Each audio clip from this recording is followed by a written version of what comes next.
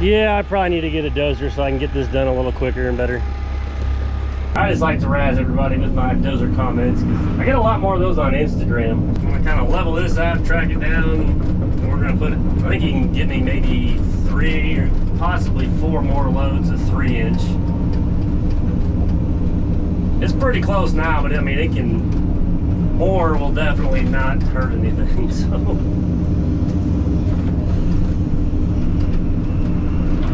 And like this stuff out here in this road, they said that the 3-inch rock is probably, they probably put enough on here to make it 2.5 feet deep.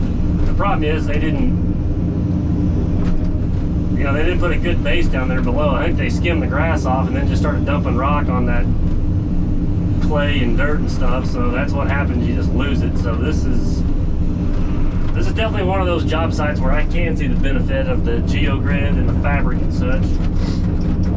Or you got to do like what we're doing here, is just use this big 6-inch stuff and just bridge over the top of it. You kind of, you almost make like a new base basically. We're trying to get something solid on top of like a waterbed basically. So we're throwing this big rock in here and tracking it down, and eventually it'll quit disappearing and set up, and you'll finally have a road. So. Like I said, we could dig all that out, but then you just end up, I mean, it would probably be better, but it's kind of also a waste of whatever rock they put in. This is a little bit of a waste too, but it will eventually build a new bottom.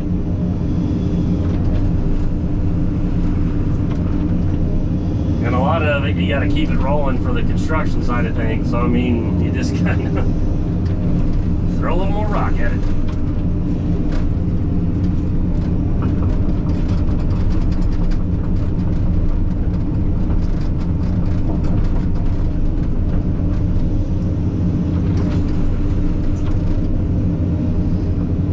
But that is the one thing I like about that old TL250 loader. I think is big sales push is the equivalent of a D3 with the pushing power and stuff that it has. I don't know if it can actually, I mean, you know, the bucket's not as big as what that blade is, but the part of it, I think that they're trying to stress that it's the equivalent of it is the speed of it too. So like, let's say I'm in a D3 and I make a push and I'm backing up, that loader is going to be just a little bit quicker, so you know I may be able to make 1.5 pushes in that loader versus the D3, which I guess you know you can look at it too. I don't know how big a D3 actually is. I don't know if it's like 80 horse and 22,000 pounds or what. The blade may be like 8 feet wide or something. That bucket on that thing's 7.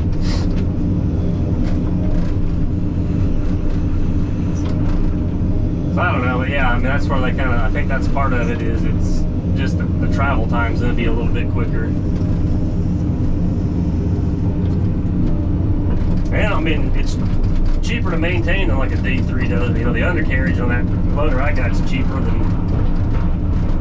what it is for a dozer. I'm not saying I don't want a dozer or need a dozer, but it just may be down the road before I actually get one. What I like to see right there, maybe, I don't know, an inch or whatever it's down, but yeah, 2 days ago you couldn't drive a pickup off in here, so that 6-inch and the 3-inch stuff, especially when you put it in like 20 inches thick, is really nice. You can tell that's where we buried that one load of 6-inch. We need to do that same thing with another one, but that mud just keeps pumping through. But we'll get to that at a later date. This was the big problem area. We got it solved for him, so we'll dump this one. Dad's on his way with one more, so we'll have 5 more loads. I'll get them knocked down real quick, and then we'll get everything back to the shop, put on a case train.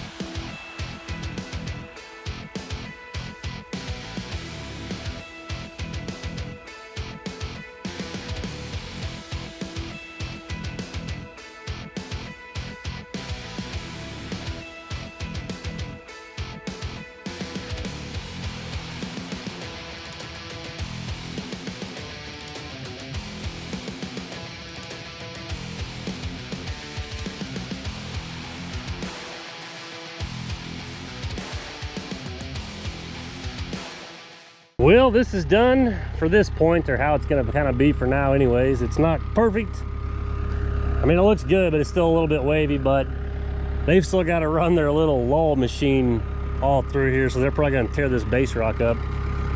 It shouldn't sink, but it may kind of track it up or rut it up a little bit. And once they kind of get, I guess they're going to put a upstairs and half of that building in there, and he wanted to do that to help kind of tie the building together. Then he can take these braces off, and then we'll be back to run the 6-inch pipe for the downspouts. And probably what I'm going to do, there's going to be concrete on here, I think I'm going to dig it down like a foot or so, and I don't know, we may put like just a small thing of that 6-inch, and then we'll just do 3. We won't do quite as much as what we've had out here, but what we're kind of thinking is I can just set the excavator here and kind of dig it all out and just load it into the truck, because this stuff's kind of junk. There's nothing to really do with it, but instead of trying to just keep raking it back or adding rock to it. So at the later date, we'll come dig this out, and then as we start bringing it up, we'll set the 6-inch pipe in there and then rock all of it. And then somewhere out here, I think it's 18, 20 feet is where the concrete pad will stop, and then we'll just cover everything in 1 inch. I'll know by the time I edit this how many loads. I know it was 12 of the riprap and 2 yesterday of the 3-inch. I want to say 25, 28, something like that.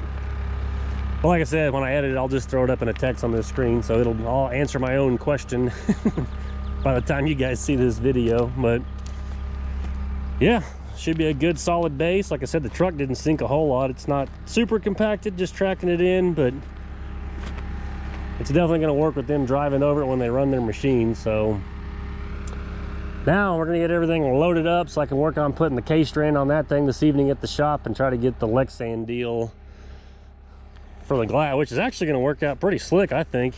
It may look a little cheesy, but I think this machine is set up to have a guard or something on there. So there's all these little threaded areas in here.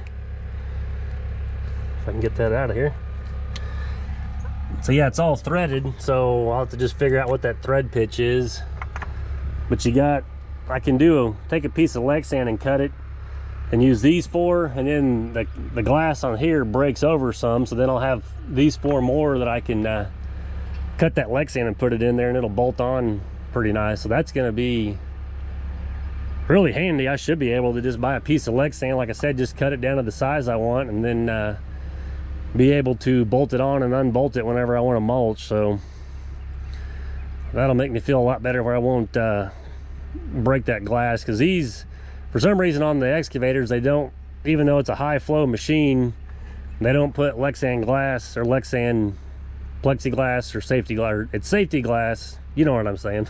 it's not like the 1/2-inch thick polycarbonate or the Lexan, so it's actually glass. So yeah, there, I've finally got it spit out. But yeah, we'll go ahead and put that on there. Like I said, I may not throw stuff at me, but I feel better doing that and not worrying about getting hit by something and breaking my window. That's what we're going to work on this evening, and then tomorrow we'll be mulching at one of the water company sites, so we'll definitely be getting some footage of that. And I got several mulching videos we're going to do, because we got 4 or 5 places to stop at. I may not bore you with mulching videos all in a row, but yeah, we're going to do a little bit of mulching for a while. So, and then I don't know when, at some point we're going to be back here, because now the stuff behind the loader, I guess, is their topsoil, even though it's full of rock. We're going to clean that up, move some of it over here and fill this in.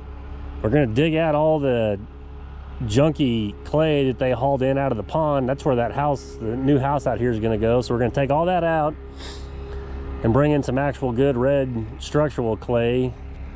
The pile back there, he wants hauled off, and this junk right here. So, and then I think I'm going to straighten up all this driveway and kind of get everything cleaned up a little bit around here. So I'm saying it's probably going to be kind of the course over the summer. Just, I'll probably come out here for a few days or a week here and there and try to do this. But yeah, once again, I've sold him on my work, so now which is good. I'm not complaining about it, but that's what I run into on some of this stuff. I come in here and clean this up, and then they just have a whole laundry list, so it's really hard to keep a schedule. But I will take it. I'll take all the work I can get. But let's get these tracks cleaned off, get this loaded up, and we'll catch you guys tomorrow running the mulcher.